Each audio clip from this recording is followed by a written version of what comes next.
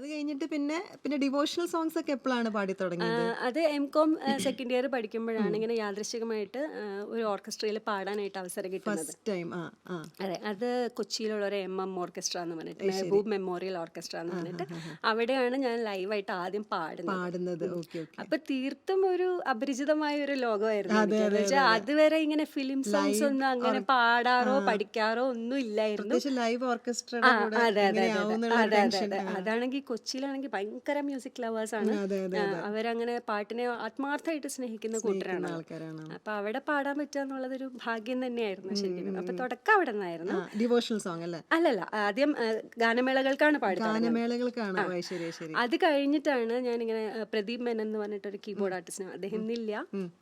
അദ്ദേഹമാണ് എന്നെ പരിചയപ്പെട്ടപ്പോൾ കൂടുതൽ റെക്കോർഡിങ്ങിലേക്ക് എന്നെ ക്ഷണിക്കുന്നത്. അദ്ദേഹമാണ് ഇപ്പം ലീഡിങ് മ്യൂസീഷ്യനായിട്ടുള്ള ജെർസൻ ചേട്ടനെ പരിചയപ്പെടുത്തുന്നത്. ശരി ശരി.